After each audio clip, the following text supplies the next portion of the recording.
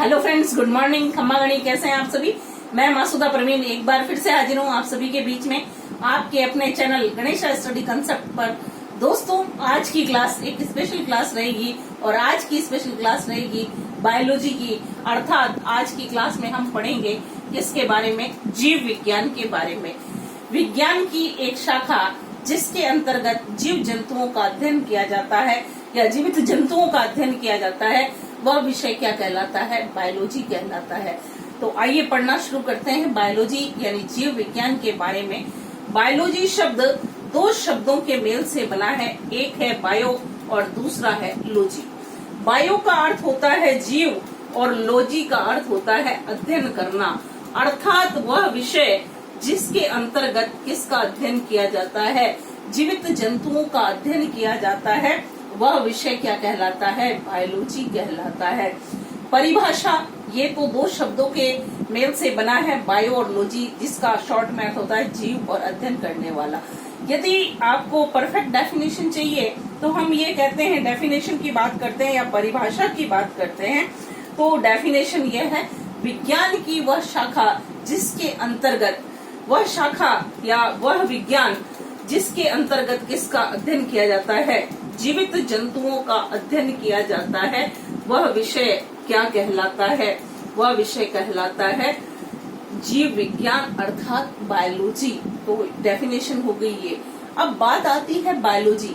Biology शब्द use करने वाला फर्स्ट पर्सन कौन था, वह व्यक्ति जिसने सबसे पहले बायोलॉजी शब्द का यूज किया, तो वो बंदा कौन था, लैमार्क। लैमार्क और साथ में थे एक ट्रैविन रेस नाम के व्यक्ति, इन्हें यह श्रेय दिया जाता है, इन्होंने सबसे पहले किस शब्द का प्रयोग किया है, बायोलॉजी शब्द का प्रयोग किया है। अर्थात बायोलॉजी शब्द यूज किसके द्वारा किया गया या सबसे पहले प्रचलन में किसके द्वारा लाया गया, लैमार्क और ट्रैविन रेस के द्वारा लाया जाता है।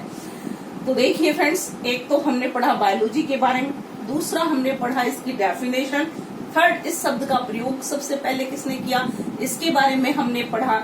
फिर हम पढ़ते हैं फादर ऑफ बायोलॉजी, जनक, यानी बायोलॉजी का जनक या जीव विज्ञान का जनक किसे कहा जाता है, तो फादर ऑफ बायोलॉजी कहलाते हैं अरस्तु। अगर ऑप्शन में अरस्तु नहीं हो, इंग्लिश में अगर डायरेक्ट कन्वर्ट करके लिखा गया होगा तो अरिस्टोटल लिखा होगा, तो आप उसे टिक करेंगे, क्योंकि इंग्लिश में अरिस्टोटल लिखा गया है, हिंदी में अरस्तु लिखा गया है। फादर ऑफ बायोलॉजी किसे कहा जाता है, अरस्तु को कहा जाता है। देखिए फ्रेंड्स, सबसे पहली बात जो मैं आपको बताना चाहूंगी, हम जिस विषय के बारे में पढ़ना शुरू करते हैं तो हमें बेसिक से पढ़ना चाहिए। तो जब हम बेसिक से पढ़ेंगे तो आगे हमारे सारे के सारे कंसेप्ट क्लियर हो जाएंगे। तो ये है बायोलॉजी। अब बात आती है बायोलॉजी जो है इसकी ब्रांच कितनी है, यानी जीव विज्ञान की शाखाएं कितनी है। तो जीव विज्ञान की दोस्तों कितनी शाखाएं हैं बायोलॉजी की, हमारे पास दो ब्रांच है। एक तो आता है जूलॉजी और दूसरी आपकी कौन सी है, दूसरी है बॉटनी। जूलॉजी और बॉटनी ये दो ब्रांच हैं किसकी, बायोलॉजी की। जूलॉजी को हम कहते हैं प्राणी विज्ञान, ये क्या है, प्राणी विज्ञान। और दूसरा जो हम पढ़ रहे हैं बॉटनी, ये आपके कौन सा विज्ञान है, पादप विज्ञान। नाम से ही पता चल गया, जूलॉजी किसका अध्ययन कर रहा है, जीवों का अध्ययन। जीवों का अध्ययन करने वाला विज्ञान क्या कहलाता है, जूलॉजी या प्राणी विज्ञान कहलाता है। जबकि पादप, पेड़ पौधों का अध्ययन किसके अंतर्गत किया जाता है, तो पेड़ पौधों का अध्ययन दोस्तों हम किसके अंतर्गत करते हैं, बॉटनी के अंदर करते हैं। अब बात आती है इनके फादर कौन थे, जूलॉजी के फादर कौन थे और बॉटनी के फादर कौन थे। तो फादर ऑफ जूलॉजी यानी इनके पिता या जनक, प्राणी विज्ञान का जनक किसको कहा जाता है, अरस्तु को ही कहा जाता है। अब देखिएगा, ध्यान से सुनिएगा, बायोलॉजी का भी फादर कौन है, अरस्तु, और प्राणी विज्ञान का जनक भी कौन है, अरस्तु। अरस्तु की एक पुस्तक है जिसका नाम है हिस्टोरिया एनिमेलिया।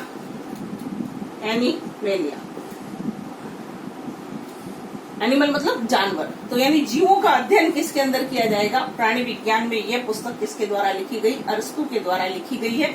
और अरस्तु को बायोलॉजी का फादर और साथ ही साथ किसका फादर कहा जाता है?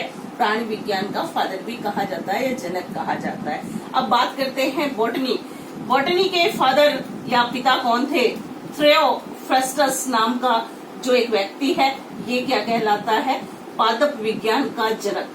थियोफ्रास्टस नाम के व्यक्ति जो हैं, इन्होंने पुस्तक लिखी। इस पुस्तक का नाम है हिस्टोरिया प्लांटेनिया। प्लांट मतलब पौधा, प्लांटेनिया पुस्तक किसने लिखी थी?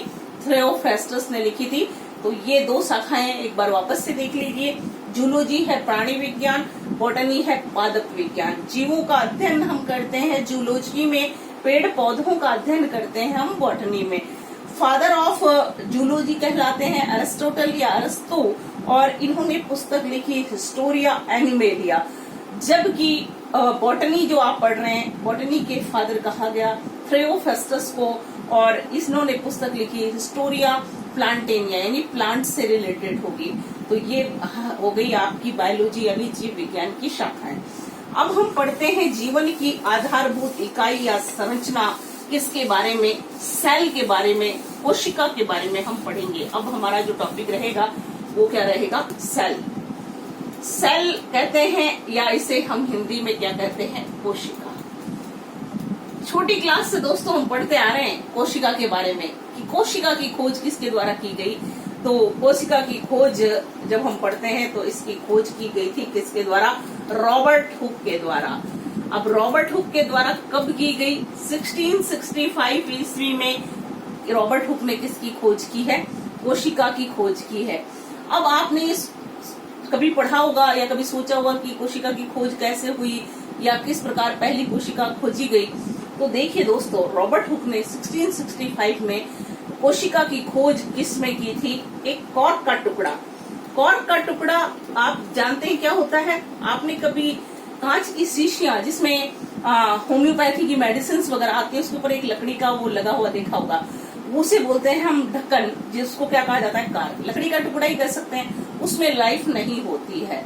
यानी कार्क के टुकड़े में सबसे पहले सेल की खोज, सेल कोशिका इस तरह से आपको दिखाई देती है, ऐसी बनी हुई दिखाई देगी। तो ये है आपके कार्क के टुकड़े में इन्होंने सबसे पहले खोज की। लेकिन ये कोशिका कैसी है दोस्तों? मृत कोशिका है। और सेल जो शब्द है ये कौन सी भाषा का है? लैटिन भाषा का शब्द है। सेल शब्द जिसको आप हिंदी में कोशिका बोलते हैं, यह कौन सी भाषा का है? लैटिन भाषा का है। और लैटिन भाषा में जो शब्द था उसका नाम था सेल्यूला, और सेल्यूला से बन जाता है आपका सेल। सेल जिसे हम कोशिका कहते हैं। तो सबसे पहले रॉबर्ट हुक ने इसकी खोज 1665 में की, लेकिन वो किस पर थी? मृत कोशिका पर उन्होंने रिसर्च किया। सामान्य सूक्ष्मदर्शी से उन्होंने अध्ययन किया और अध्ययन करके हमें कोशिका के बारे में बताया। ये तो हुई मृत कोशिका की खोज। अब बात आती है जीवित कोशिका की खोज। ये तो मृत कोशिका की खोज है दोस्तों, सामान्य सूक्ष्मदर्शी द्वारा 1665 में रॉबर्ट हुक के द्वारा इसकी खोज की गई। अब हम पढ़ते हैं, ये मृत के बारे में आपने पढ़ लिया। अब हम पढ़ेंगे किसके बारे में? जीवित कोशिका के बारे में।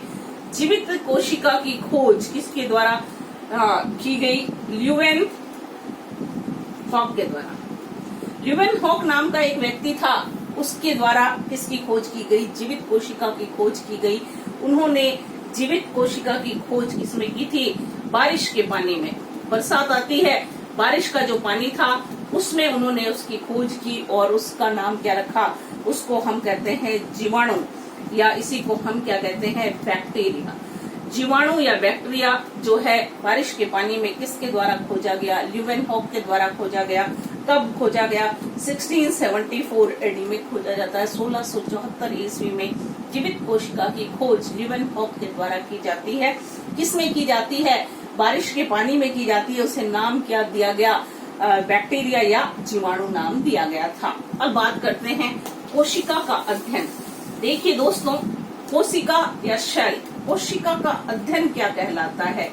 कोशिका का अध्ययन जब हम पढ़ते हैं तो उसको क्या कहा जाता है? कोशिका के अध्ययन को हम कहते हैं साइटोलॉजी। क्या कहते हैं दोस्तों? साइटोलॉजी। कोशिका का अध्ययन करना साइटोलॉजी कहलाता है। तो अगला प्रश्न फिर सुनिए इसके आगे। साइटोलॉजी का फादर कौन कहलाता है? साइटोलॉजी का जनक किसे कहा जाता है? तो कहा जाता है किसको? रॉबर्ट हुक को। ये है आपके सेल जो है उसका अध्ययन या स्टडी ऑफ सेल्स क्या कहलाता है? साइटोलॉजी कहलाता है। और फादर ऑफ साइटोलॉजी कौन है? ये हैं आपके रॉबर्ट हुक। अब कुछ फैक्ट्स पढ़ा देती हूँ आपको। देखिए, तो सबसे पहले हम पढ़ते हैं कि सबसे छोटी कोशिका कौन सी है। तो सबसे छोटी कोशिका की जब आप बात करते हैं तो दोस्तों सबसे छोटी कोशिका आपके है माइक्रोप्लाज्मा। क्या नाम है उसका? माइक्रोप्लाज्मा। सबसे छोटी कोशिका किसे कहा जाता है? माइक्रोप्लाज्मा को कहा जाता है। फिर बात आती है सबसे बड़ी कोशिका की बात आती है। तो देखिए दोस्तों, सबसे बड़ी कोशिका कौन सी है? शुतुरमुर्ग का अंडा। शुतुरमुर्ग का अंडा जो आप ऑस्ट्रिच बोलते हो इंग्लिश में, उसका एग जो है सबसे बड़ी कोशिका है। शुतुरमुर्ग का अंडा सबसे बड़ी कोशिका के अंतर्गत गिना जाता है। फिर आती है सबसे लंबी कोशिका। तो सबसे लंबी कोशिका कौन सी है? तो सबसे लंबी कोशिका होती है तंत्रिका तंत्र, जिसको हम क्या बोलते हैं? न्यूरॉन बोलते हैं। यह सबसे लंबी कोशिका है। तो देखिए दोस्तों, ध्यान रखिएगा, सबसे छोटी कोशिका जब भी पूछा जाएगा माइक्रोप्लाज्मा को बताना है। सबसे बड़ी पूछी जाए तो आपको शुतुरमुर्ग का अंडा बताना है। सबसे लंबी कोशिका पूछी जाती है तो तंत्रिका तंत्र बताना है, न्यूरॉन को बताना है। फिर प्रश्न जब भी आप पढ़ें तो सावधानी से पढ़ें। यदि ऐसा पूछ लिया जाता है कि मानव शरीर में सबसे बड़ी तंत्रिका कौन सी है, ये तो बात हो गई टोटल। अब अगर ह्यूमन बींग्स में, मानव में अगर पूछी जाती है तो मानव में सबसे बड़ी कोशिका होती है अंडाणु, और ये है जो सबसे बड़ा। और सबसे छोटा स्मॉलेस्ट की बात करते हैं तो द स्मॉलेस्ट जो आपका है सेल ह्यूमन बींग्स के बॉडी में, तो वो होता है शुक्राणु, स्पर्म जिसको हम कहते हैं, ये सबसे छोटा होता है। तो ध्यान रखिएगा, जब ऐसे पूछा जाए कि मानव शरीर में सबसे बड़ी कोशिका कौन सी है, तो आपको अंडाणु बताना है, और सबसे छोटी बताए तो आपको क्या बताना है? शुक्राणु बताना है। Thank you very much dear friends for supporting us, और नेक्स्ट डे हम फिर मिलते हैं अगली क्लास में। Thank you very much. See you, bye bye tomorrow.